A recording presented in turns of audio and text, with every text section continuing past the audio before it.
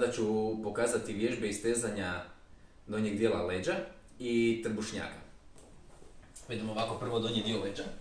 Znači sjednemo se, noge ispružit, sjest na donji dio stražnice. Znači ne ovako kako smo sjeli pa visit prema nazad, nego baš kao da ćemo odmah doći u poziciju da idemo prema naprijed. Stopala opuštena, noge opuštene. Sad idemo prvo gore izravnat gornji dio tijela i kao da ćemo se podići u zrak. To može biti na udah, u zrak i na izdisaj uhvatiti naprijed stopala. Znači kao da hoćete sa prsima se leći na koljena. Znači udah i sa prsima naprijed na koljena. Možete, onaj ko može, uhvatiti donji stopala i donji dio leđa lagano istezati. Koljena se mogu, ako će vas previše boljeti ispod koljena, ako vam je manje fleksibilna stražnja loža, možete i malo jače savinuti koljena, slobodno.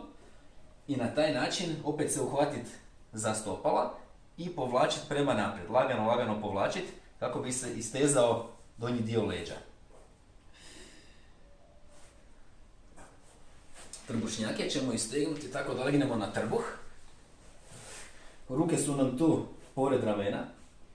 Stisnut nogu uz nogu i stisnut mišiće stražnice. Oni čuvaju leđa, da ne bi previše kralješci išli jedan na drugi. Znači, tu smo i sad da lagano stisnut stražnicu i lagano prema gore. Glavu možete malo zabaciti prema gore, paziti na vratne kralješke, ali isto tako u ovom položaju možete osjetiti istezanje trbušnjaka. Ruke ne morate ispružiti do kraja ako ne ide, ili ako počne boliti nešto osim trbušnjaka, nego možete lagano već u ovom položaju osjetiti lagano istezanje. Tako, lagano se vrati dolje i to je to.